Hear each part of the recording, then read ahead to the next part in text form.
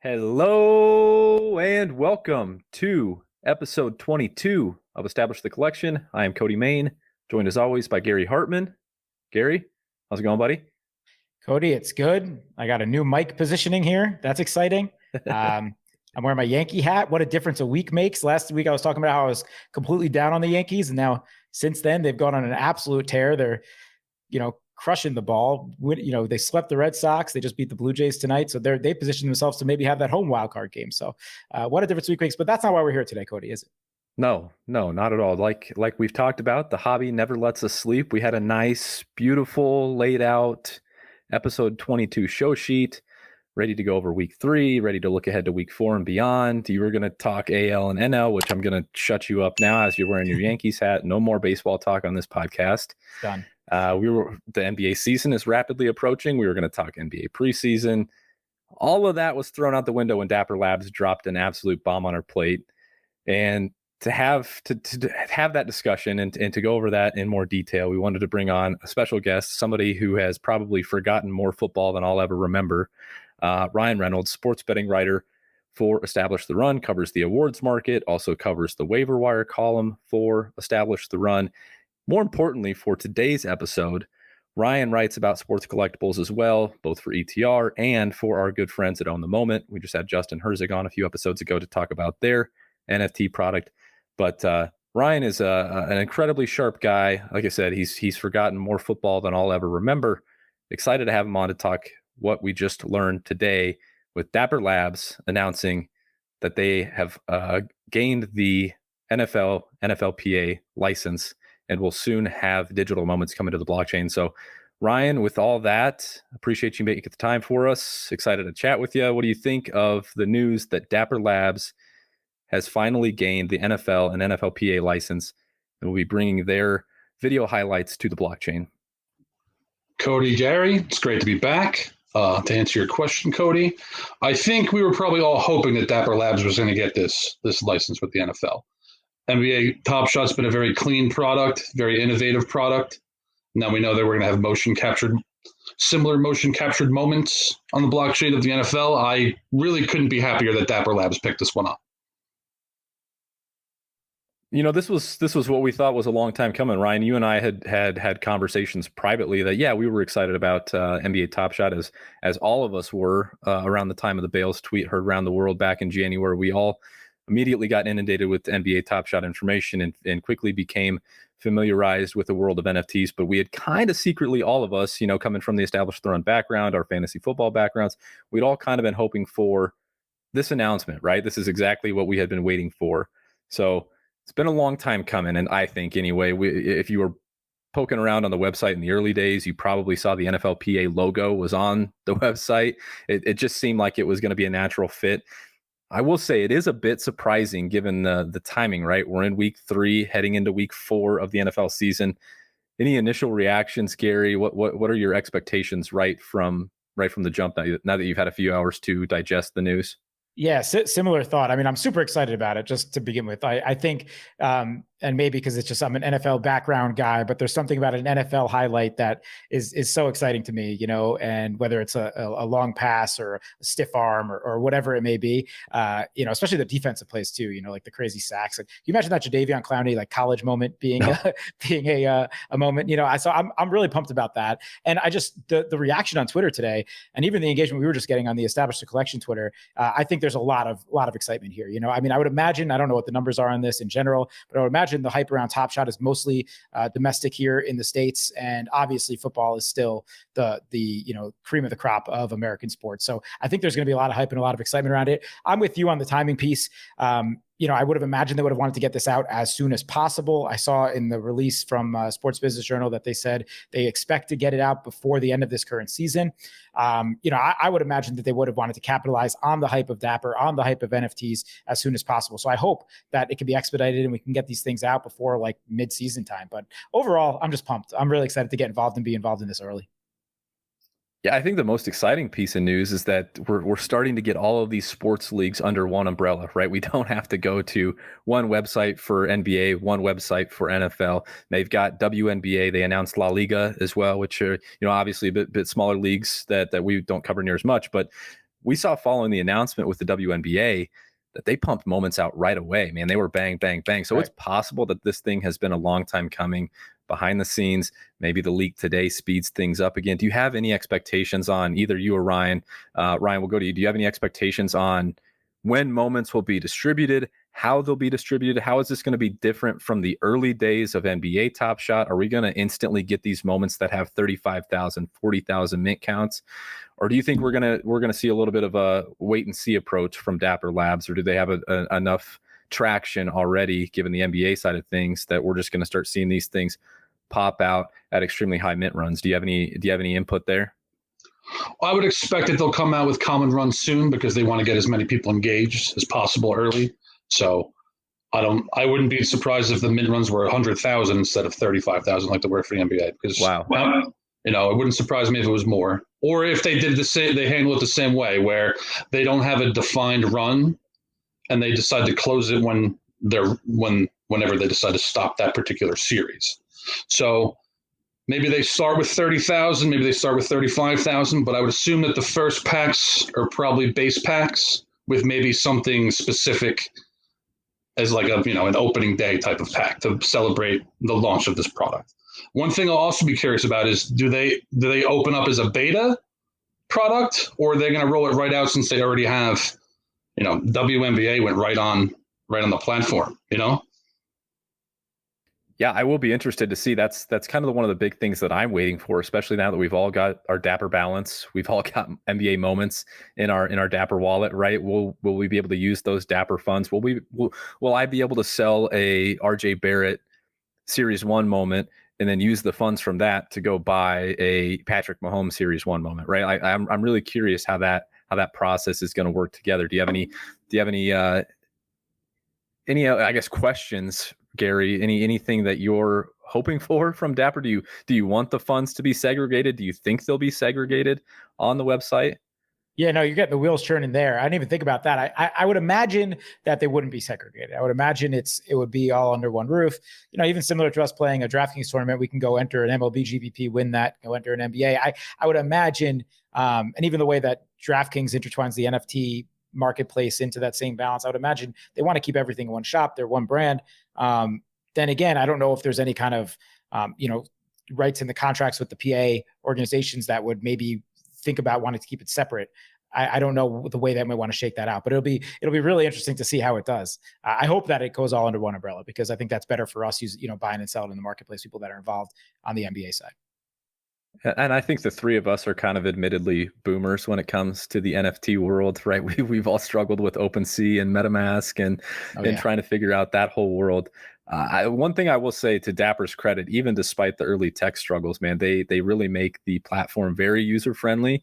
It doesn't feel like you're going on to a website and purchasing NFTs and, is it in my wallet? Is it not in my wallet? You don't need Ethereum. You don't need, they just make the process very, very easy for what I will call the average user. So very, very hopeful that I would say the average NFL fan, even probably more so than the average NBA fan, will very much appreciate the user friendliness of Dapper Labs and the Top Shot platform. Ryan, I know you've enjoyed the Top Shot platform. You're holding quite a few NBA moments. Any input on how Dapper Labs will continue to make life easy for the average NFT consumer and keep onboarding new users into this crazy world? I think Gary's right on this front that you're going to be able to use your Dapper balance for any product. Where one of the things we've probably all seen in the card market is when NBA season ends, people sometimes sell off NBA products to buy baseball products or to buy football products as the seasons start to mesh. So I think there's going to be opportunities in there when people want to sell off whatever last year's product is to be able to buy packs of the next sport. Something I also want to throw in there is UFC is still on the table for Dapper Labs too, right, Cody? Yeah, as far as we know, there hasn't been a whole lot of movement. So I'm really curious. I mean, we really don't know anything. It's obviously been announced, but I think that there's a little bit playing into that just with the fact that the UFC does not have a like the NFLPA. They don't have a players union. So there might be some issues with that. Just figuring out the revenue and all that, how that process works behind the scenes. I don't know that to be true, but I would imagine that might be what the hang up is with the UFC product not yet coming onto the blockchain. Yeah, we're theoretically going to get to a point where we have NFL, NBA, WNBA, La Liga, if you're interested in that, UFC. And if all of those products are purchasable and sellable on the same platform, it is going to make for an interesting, especially in the off season, like you mentioned, if people are selling off basketball when that kind of goes into its off season and starting to purchase football as football ramps up and so on and so forth. Yeah, I mean, you might have opportunities to pick off cheaper moments from sports that are no longer in season. So I think that's really interesting. Yeah, I wonder if one sport helps keep the other one healthier, if you know what I mean. Like gives a floor of just a transactional marketplace, which I think that would kind of be the benefit of keeping it all under one roof, you know? Even if people are selling off NBA moments to buy NFL, it's better that there's money going in and out of that sport as well, you know? Yeah, I would agree with you there. I think one of the big questions that just trying to consume a little bit of content before the show and see what the general thought and consensus was around the industry. Who's going to get first crack at these things, right? It's going to be a hot topic issue. I know that there's been a lot of people that have seemingly been burned by, quote unquote utility of holding on to moments and things like that. Early adopters, people that have been in Dapper, been in NBA Top Shot for a while, have been with Dapper Labs for a while. Seems like the kind of the general consensus is that the 9 Lives Lounge is going to be the folks that get the first crack at the NFL product. I don't know if that, that's obviously just speculation at this point, but just based off of some of the things that Dapper has said in the past and kind of some of the rumors floating around out there, it is possible that the members that are holding all of the Cool Cats moments from that iconic NBA Top Shot series and that challenge that culminated with the LaMelo Ball moment, that those folks that have all those moments will be the first ones to get cracks at the NFL product. Any thoughts there, guys? Yeah, I'd lean towards that being the direction they're going in. I forget the exact verbiage when they first came out with the Cool Cats Lounge, but they basically alluded to the members of this lounge will have first access to some of our future products. So I think that they'll at least be part of that. Maybe they'll also have applicants for, maybe early adopters will have a shot where you can apply and maybe they select a few by random. But yeah, I would think the bulk of them will be the Cool Cats members. Gary, we've talked in the past about the collector score and our questions and concerns with the collector score. It seems like it's just a way to, I won't necessarily say shill certain moments, but it's a way to pump up the value of certain moments that maybe necessarily aren't actually valuable, just to boost your collector score for priority queue rank and things of that nature. You think collector score will pay into early access, or collector score will pay into your access to moments on the NFL side? If they do, I recommend to the NFL people that the people that lost money on the NBA Top Shot, no name specifically, but the people that may have lost money and had their collector score boosted up, it would be so great if that would be able to transfer over to the NFL Top Shot or whatever you're going to be calling it, and give those people some priority access, give them a little bit of a boost. That would be nice. No, in all seriousness, that's the one that gets even murkier. Like I think there's a better shot that everything's under one roof, and we can be buying and selling using balance on multiple sports. I don't know how they're going to address the collector score. I'd imagine it's going to stick around. Obviously, for NBA, like I think they're probably happy overall with how it's worked and kept people interested in the marketplace and kind of bumped the market up when it's kind of needed it in those down moments. But I don't know if there's going to be separate collector scores for NBA, NFL. If they would use your overall Dapper collector score towards NFL packs, I'm not sure. I'm not sure how they're going to address that. Yeah, I'd be curious to see if they have just a separate collector score for NFL versus NBA, and they keep those packs separate and the pack drops separate and the rewards for, the collector score separate. It'll be interesting to see how that process all shakes out. Yep. Absolutely. All right, guys, we can just get into some speculation here because we don't have a whole lot of news. I think we might be waiting for, the deal isn't even supposed to be officially announced until later this week, was my understanding. So it seems like there might still be some time before we get more information, and that news will probably slowly trickle out throughout the rest of the week. Why don't we talk about some more of the fun stuff outside of the meat and potatoes and this whole thing? What categories of moments are you guys most excited about? Gary, I know you had a few thoughts on some stuff you would like to see. Obviously, with NBA, it's pretty easy. We've got the 3-pointers and the assists and the steals and the dunks and the layups. Anything that you're excited to see from the NFL side where plays aren't nearly as cut and dry as an assist versus a dunk versus a 3-pointer? Yeah, let's talk offensive side. I think first. I think where in the fantasy world, running backs are kind of the obviously they're very important for fantasy, getting a kind of that anchor running back, but just in general, thinking running backs are more of a dying position. I think here running backs can really save the day. I think there are more exciting kind of physical plays coming out of that position than anything else on the offensive side. So, you talk stiff arms, you talk hurdles, you talk, I want to just see kind of like a beast mode set. Give me like old school Marshawn Lynch. I want to see the run back type stuff. That kind of stuff would really get it going for me. Ryan, I know you're in there in the lab dissecting offensive line, defensive line play. You want to see some left tackles pulling and just blowing up a defensive back, or what do we want to see out of the hand in the dirt takes from Ryan Reynolds? I'm more interested in things like years and years ago, the Ravens returned a field goal for a touchdown, and Ray Lewis blew up. I think it was a Bronco on a block. And that is the kind of stuff I want to see. I want to see Ray Lewis laying people out. I want to see Brian Urlacher laying people out. I want to see Aaron Donald disrupting games. From a collector standpoint, I'm very interested in that. But to Gary's point, from a financial standpoint, offense is going to be king in this field, and particularly for quarterbacks. So as far as categories go, though, I'm gonna go in a bit of a different direction, where I'm gonna mention something that you brought up with basketball. The Trae Young moment with the Knicks, where he hushed the crowd. Mm-hmm. When you told me about that moment, I ran out and bought one immediately. So I think that's one of the benefits of this kind of platform, is you can capture moments in time like that could be like culturally significant or historically significant as far as the sport's concerned. So I'm interested in moments that are like that. I think those could potentially age well. Yeah, I mean, Cody, you tweeted out that Stephon Diggs moment, right? I mean, that's the perfect example right there. I mean, that's when, obviously I've been involved in Top Shot and been very excited about the video highlights for, since I found out about them basically in January. But the use case for this really hit home with like the super culturally relevant things like the Trae Young hushing the crowd, where it was in the news cycle for a full 7 days. And when people think Trae Young and think, first playoffs in Madison Square Garden, hushing the crowd, like people are going to remember that for a long time to come. People would remember the Stephon Diggs touchdown where he throws his helmet 50 yards in the air. Like people will remember those things. And I think that's where Top Shot can be very successful compared to, something like the physical card space, where you can really capture historical moments and prove ownership of those historical moments. So yeah, very excited about all that. I would love, a set like that where it's basically just historical moments like that can be captured. Low mint runs, obviously we love it when we get that type of news, but I'm very, very, very excited for the offensive plays, the toe taps, the stiff arms.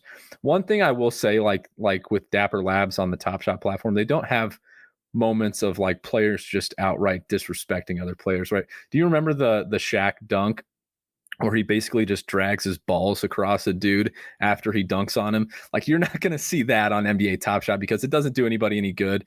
The Players Association isn't going to want one of their own, having someone else drag their nuts all over a dude's body after he gets dunked on. So I don't know how much like stiff arm or dude getting like blindsided is really going to make its way onto the platform. But big hits are, how many times when growing up, like, did you just go to YouTube and look up like tackling highlight videos? Because seeing someone get blown up is just incredible on a football field. As violent as it is, it's pretty incredible. What about like the NFL Live or like the Monday Night Countdown segment, Jacked Up? I mean, that was that was what it was all about, right? Back in the day, it was just celebrating concussions, essentially.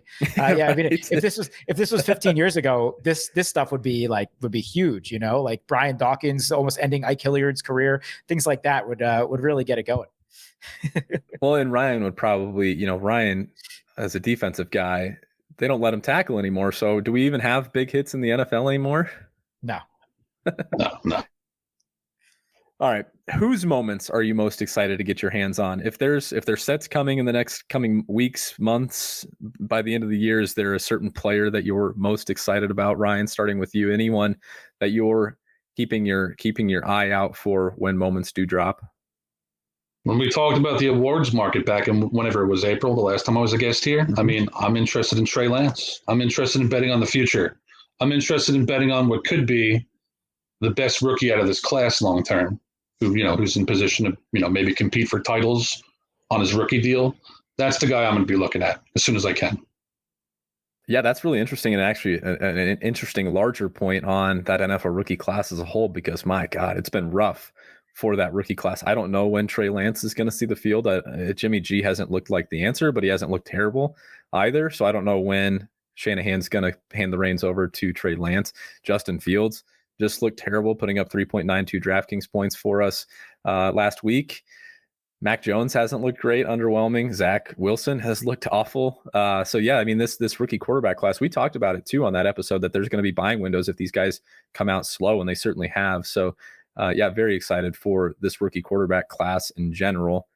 Yeah, Gary? I'm curious if actually, because we don't have release dates on most quality cardboard products yet, that I wonder if we can align this coming out either before or around the same time as Prism, Optic, whatever we may get, probably towards the end of calendar year. If that's the case, it'll be super interesting to see. We'll be able to compare these head on, and that will be really interesting. But I'm with Ryan, just as far as the original question in investment.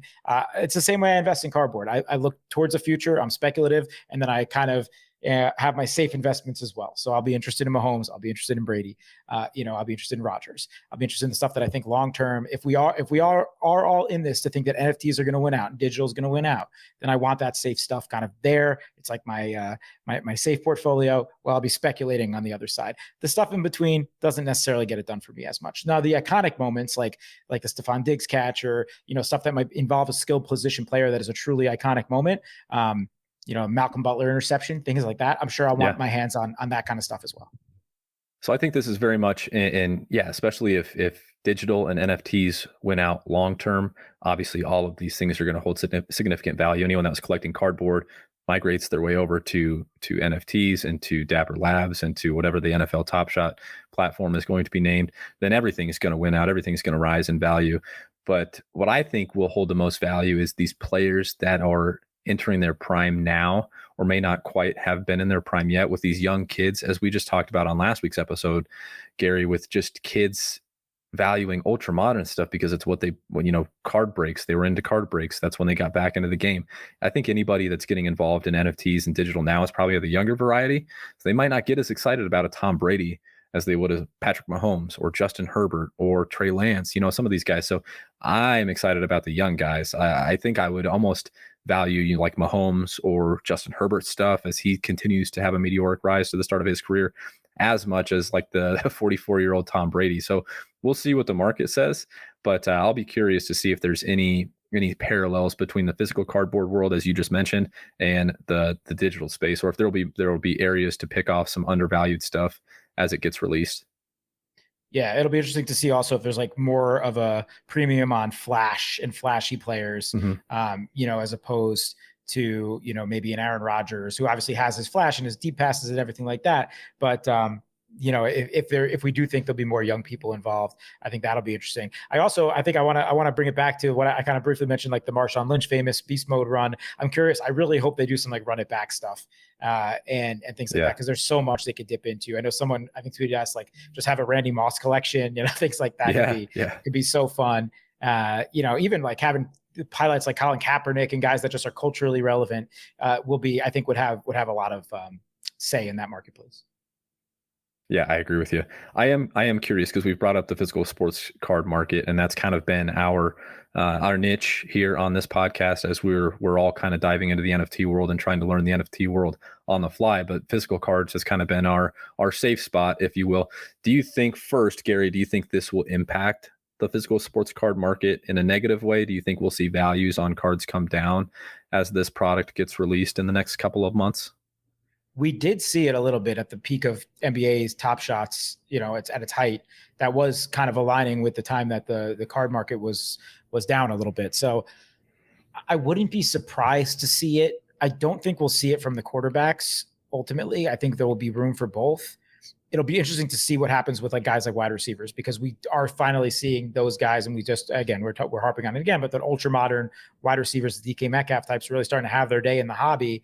Now, if this kind of comes in and we get to see like the DK Metcalf tackle, where he runs and, catches, there's no way you can convince me that, whatever you want to call it, the legendary version of that moment is going to sell better than his prism-based PSA 10. Like I would imagine that moment's going to sell better when you can sit there and watch it. So I do think it might have an impact around the edges and around skill position guys. And obviously I think it'll hold a higher value for defensive players. So I think it'll impact it, but not necessarily on the very high end and with the quarterbacks. Yeah, I would agree. And we've seen that on NBA Top Shot, that there's been a premium, obviously, as you would expect, on the superstars. Not even just rookie cards like we expect from the physical hobby. Superstars, Top Shot debut moments, those are the moments that have carried value, significant value, Series 1 moments going forward, even through the dip and rise of NBA Top Shot. We've seen that Series 1, the Top Shot debut moments, the lower mint run moments have carried significant value. Do you expect that to maintain in the NFL market, Ryan, where we see the superstars and their Top Shot debuts in Series 1 hold significant value over whatever's to come with Series 2, Series 3, and things of that nature going forward? I guess the larger question is, do you think the NBA Top Shot market closely parallels whatever the NFL Top Shot market will look like in a couple of months? Yeah, in a lot of ways I do, where I think a Tom Brady first edition or a debut moment is going to be worth more than his Series 2 moment, probably in a landslide. Mm-hmm. Outside of some of the things that Gary mentioned, where say if they don't break out DK Metcalf running down that guy on an interception until year 3, that might not matter in cases like that, because people are going to want that because it's visually, pleasing. Right. But in general, I think, Series 1's going to Series 1 for NFL is going to very closely mimic how things went for Series 1 in the NBA versus Series 2 prices. One final question I have with all of this is, how the hell are we going to stay liquid enough with DFS, with sports betting, with props, with NBA best ball coming up, as Gary knows intimately, with NBA Top Shot, with physical cards, with all the other avenues that we have to dump our funds into? How the hell are we going to stay liquid enough for NFL Top Shot when it rolls around? We're just running out of stuff to put our money in, aren't we? Yeah, don't buy a lot of furniture at the same time that all of the NFL season starts. I recommend don't doing that. Don't doing that. It's not English. I recommend not doing that. Like, I have a brand new couch right here. And a bunch of other things that as I'm furnishing this apartment, that's not a good way. I say stay selling, keep active in the marketplace. The card market's still at a pretty good spot right now. We have NBA coming back, heating up. I think that market's going to pick back up. Football's really strong. Baseball will have its market in the playoffs here. So if you're invested in the physical space, just stay selling. That's it. If I have to take your question seriously, that you are to take my question seriously. I need answers, because I'm running out of excuses to tell my wife why I need to continue to dip into our savings account to fund these crazy ventures that she has no interest in hearing about. Yeah. That's my only advice. You gotta stay selling and win. Let's win. Yeah, we got to win in DFS. Yeah, we have to win in DFS. We do. Yep. All right. Anything we missed on the NBA Top Shot front, on the Dapper Labs front, on what are they going to name the NFL product? Do you guys have any takes on what they name this new NFL product? Is it just going to be NFL Top Shot and keep the continuity between names? Is it going to be, the NFL Drop Back? Is it going to be the NFL Hail Mary? Any inputs on what Dapper should name the new NFL product? I mean, there's a logic to doing Top Shot as just the name that's known, but it doesn't fit in the, for NFL. Shot is a word, obviously, that goes with basketball. I haven't thought about it. I would imagine they're going to give it a more creative name that aligns with the sport of football, but I don't know what it'll be. I'll bet on NFL Blitz, although there might be a licensing agreement back from a video game from days gone by, but I'm going to bet on that. And to answer your other question before, how I'm going to handle this from a liquidity standpoint, because we have our money in so many things right now. I've personally never experienced this before, where I have my money in so many things, and some of them are kind of difficult to explain even, where I'm going to take some of my physical card market money. I'm going to sell some things that I was at least on the fence about holding a little longer. I'm going to move some of those things, like Gary said, keep selling, just to expand my budget for NFL Top Shot or NFL Blitz or whatever they decide to call it when it comes out. What about NFL roughing the passer? What about NFL pass interference? NFL taunting. I'm surprised we didn't get an NFL pancake block from Ryan Reynolds, who is a master of the trenches. I'm looking forward to that pancake series. We're gonna have some great stuff, man. Joe Thomas will finally have his due. He's gonna be the Run It Back pancake series is gonna be great. Or Orlando Pace on the cover of it. I'm ready for pancake blocks. I'm ready. It's good. That is good stuff. Hopefully we have more news coming out over the next couple of days and weeks, and we'll be able to talk about this more in depth. I feel like we've been doing a lot of speculating lately, whether it's Fanatics gaining the licensee and becoming the licensee of NFL and or NBA and MLB, or Top Shot now. I feel like we're doing a lot of speculating lately. So hopefully we get some concrete news and some concrete information so we can try and help you guys make more informed decisions as you start to hit the NFL marketplace.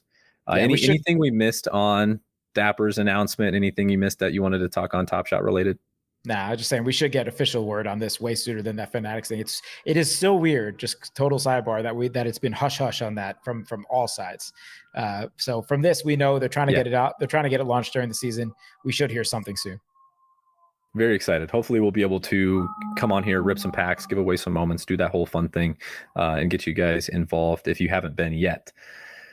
While we've got Ryan here, we need to take a few minutes because Ryan is writing a weekly column at Own the Moment. As we mentioned off the top, we've had Justin Herzig on to discuss his Owners Club product, the NFT fantasy football product that, I'll just go ahead and say this. I'm going to humble brag here for a second. I've cashed 2 out of 3 weeks in the main event. So shout out to me. We're going to have to rename it the main event with my last name, obviously, if I keep cashing, because I'm just winning too much money. $25 here, $25 there. It's getting ridiculous. But Ryan writes an extremely exceptional column for Own the Moment, going in depth about, which positional groups he's targeting each week. Ryan, first, how has your experience been with the Owners Club? Any thoughts to give the listeners that may not be involved yet? It's an innovative, fun game. I think the access point is easier for that than traditional DFS because you have to get less right to do well. As far as writing content for it, I have to come at it from a different vantage point because I have to look at things from a skill position group. Where, for instance, I actually wrote up the Las Vegas running backs last week, where I played Peyton Barber in traditional DFS a little bit because I thought John Gruden, who's actually an excellent opponent-specific game planner, was going to be a little bit more run-heavy against Miami than he was against the Steelers or the Ravens. But I have to factor in their whole group, instead of just one individual player. Where another instance is the Cleveland running backs card is much more valuable than Nick Chubb is on his own or Kareem Hunt is on his own, where Derrick Henry is basically the same in both formats. So there's a significant difference on that front. But yeah, if you're into fantasy football and you're into DFS, you should give the Owners Club a try. It's an interesting format. Gary, how's the first 3 weeks gone for you? Judging by your face, you haven't cashed as much as I have, so shout out to me. I have not cashed, but I like a lot of my cards. I just, it's funny. I haven't been putting the correct combinations together, which maybe I haven't been putting the work in enough, but it's good, man. I'm enjoying it. I like thinking about it. I like thinking about, hey, can Alan Lazard really contribute to my Green Bay wide receiver card this week? And it is fun thinking about that. Like, I actually have that Raiders running back card. I'm looking at it right now. It's actually Josh Jacobs' jersey number 28 serial number. So we got to get that some value. Hey, shout out to you. But it's like Ryan said, Ryan's doing a great job writing it up. It's an innovative game. It's a fun game. I think it has legs. I think it has a lot of room to grow here. And I know they just did their last pre-order and pack drop that people were able to check out over the last day or two. So I think some more people hopefully will be getting involved coming up here. And I'm cashing this week. I'm calling my shot right now. So. Oh, whoa. Yeah. All right. You'll go for 1 out of 4 and I'll go for 3 out of 4. There you go. All right, Cody, come on now. Well, do we need to start keeping establish the collection tally on who's cashing more? It's not a bad idea. All right. We can do that. Yeah, as you mentioned though. I have Russell Wilson and Dak if you want. I'll give you one. Oh, wow. No, I'm set at quarterback. I've got Tampa Bay quarterback and KC quarterback. I'm loaded at quarterback. You are set. Enjoy your Dak and your Russ Wilson. I'll roll with the 2 best quarterbacks in the game.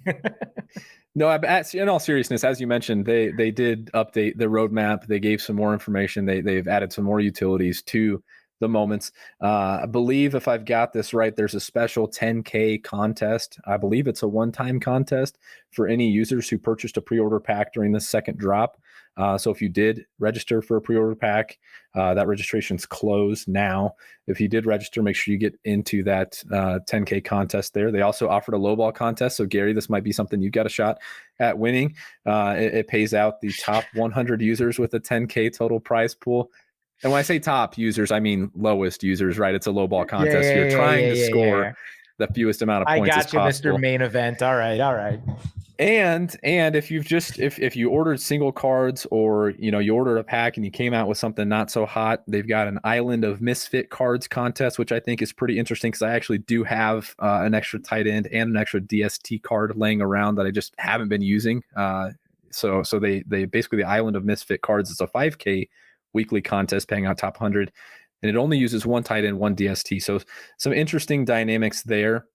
And then going forward, because we talked about what's going to happen to these moments, or these cards in 2022, because these cards, you can't play them again in 2022, right? So we were hoping that Justin and the team at Own the Moment would be able to provide some sort of utility for holding on to these things long term, so they didn't just instantly tank in value the day the season was over with. So they announced an OG contest, which is a weekly contest that's going to run next year using the cards from the first edition. So some really cool things that they're doing to add some utility. So I think the biggest thing is just adding some activity to the marketplace. Like, whereas I wouldn't have gone to the marketplace thinking to buy a tight end or thinking to buy a DST, now there's a 5K weekly contest for just those cards.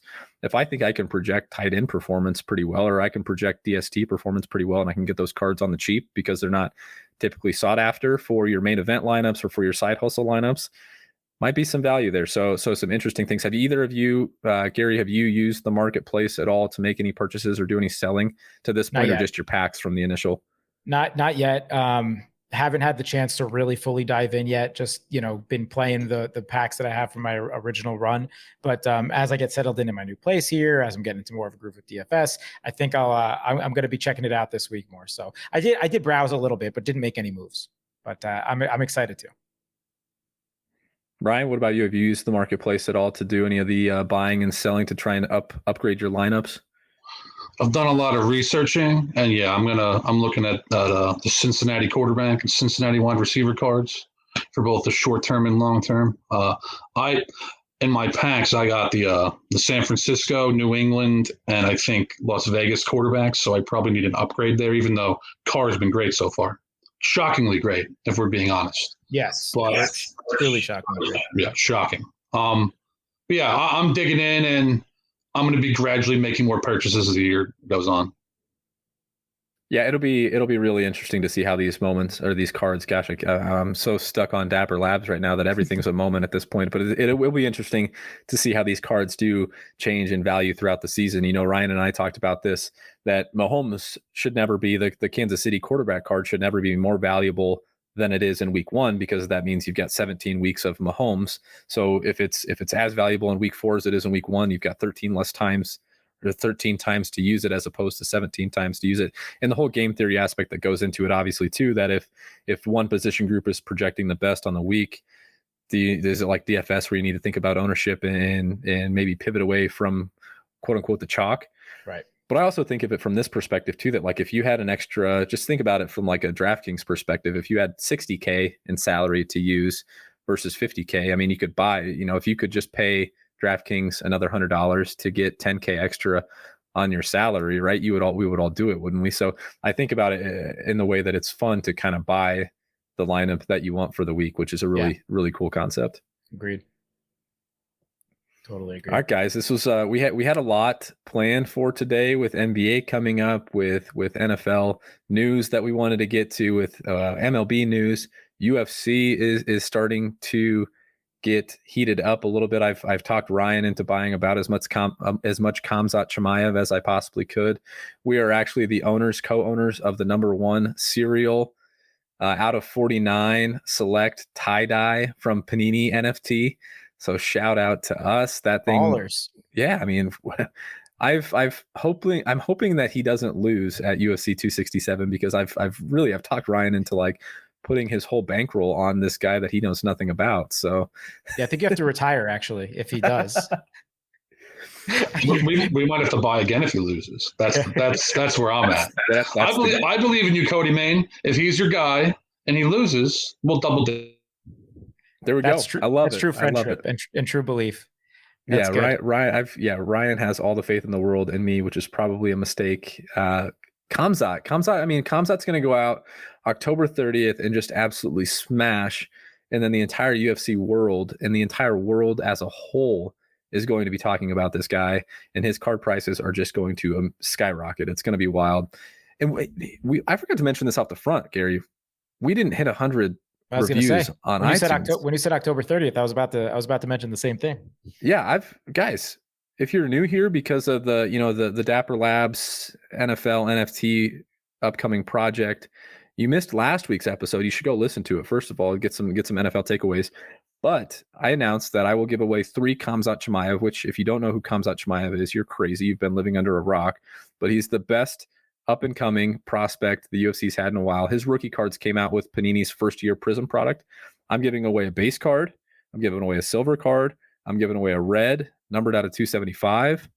So you guys should definitely check that out. Go check out the episode, subscribe to the podcast, rate the podcast, review the podcast, and that enters you to win those 3 cards. If we hit 150, I'll give away the red. So go do that. Please do that. Once we hit 100, I'll give away the silver and the base. 150, we'll give away the red one. We're at 88, I think, before we came on. So we're getting close, but we need to pump those numbers up. You're giving it away, Cody. You're giving it away. Come on.